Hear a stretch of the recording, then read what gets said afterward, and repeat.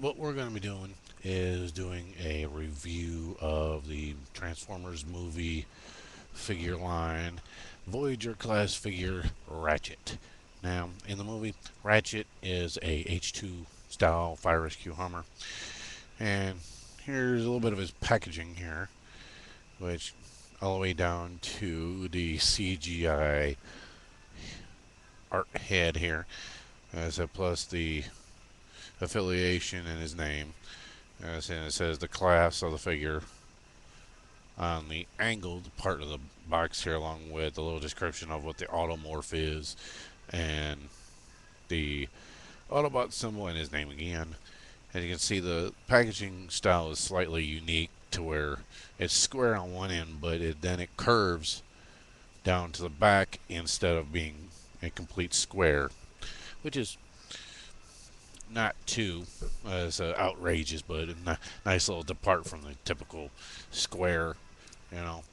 Now, as far as the figure goes, nice solid figure, solid green with the red, like heartbeat style stripe down the middle, along with the Autobot symbol in the fire rescue, along with the H2 Hummer symbol here on the door. Which is a nice detail was you actually have like the door handle and some of the other features of the cabinets and that are actually on the actual vehicle itself, along with the back bumper and the guards that are on the back fender and the front grille, along with the carriage that's on the top with the spare tire and the lights, which for transforming purposes you're going to want to detach, which then can be added onto his arm or onto his back, as if when he's in robot mode, which can split apart and kind of act almost like a capture claw with the little button that's up on the top here. Now for transforming him, best thing to do right off the bat is to swing these down. Because what they do is allow the feet to come up. But what you're going to want to do first, though, is pull out his arms, which you'll hear a click, which is the fender and the wheel well itself popping out. And you're going to want to pull it gently to the side to where it'll pop fully out.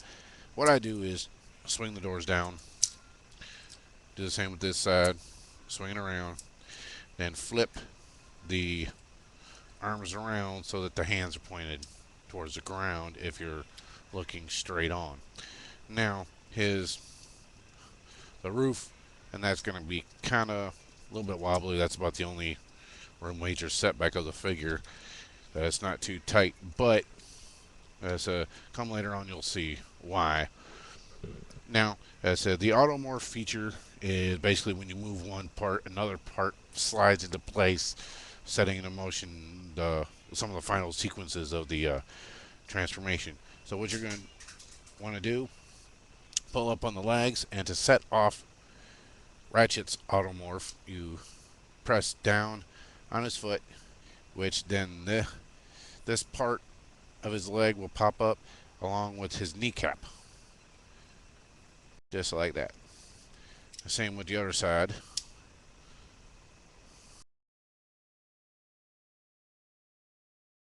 So then you swing them around. Now what I do is separate them, pull them a little forward, but as you're doing it, rotate it, and boom, you got his legs. I suggest rotating them inwards, that way you don't hit the guards on the side. And you flip them around, and boom. Now you basically have almost what the figure, what the bottom of it, I don't know, is going to look like. Then what you're going to want to do, spin his pelvic region down and connect that part. You'll hear it snap into place.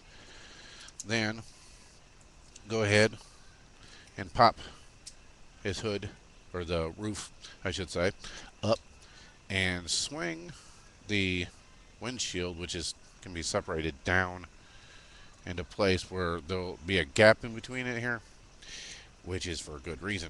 as you slide this up and then swing his entire front section down till you hear it click. Now you basically have the arms already in place. You just swing those down. Then to reveal his head, you pull back on the little guard that's on the bottom, and boom, there's his head.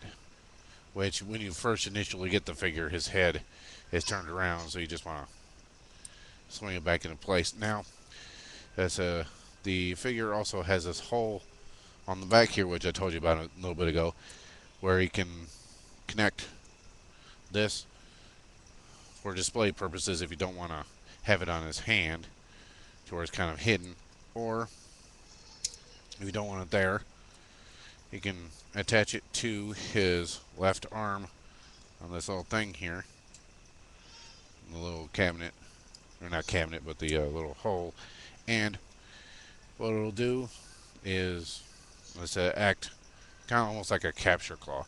Now, on his right hand, you see this little green section right here? That can be pulled up. I say, excuse my daughter in the background here. And his hand can be pushed inward to reveal his axe weapon that he has. But you just pull it open, and then click that back down into place, and boom, he has an axe for a weapon. Now, to reverse it, basically just open it up again, swing the axe closed, push up, which will force his hand back up. You grab his hand, back, click it into place, boom, and there you go. And the wheels on the top here are offset as if his shoulders are out from the movie, and it's good. It's a nice solid figure even in robot mode. There's not too much flapping around or anything except like by the wheels, which are loose so they can rotate anyway. And he's got good details. Even on his head, you can see what he looks like if it was in the movie, which the movie I highly recommend as well.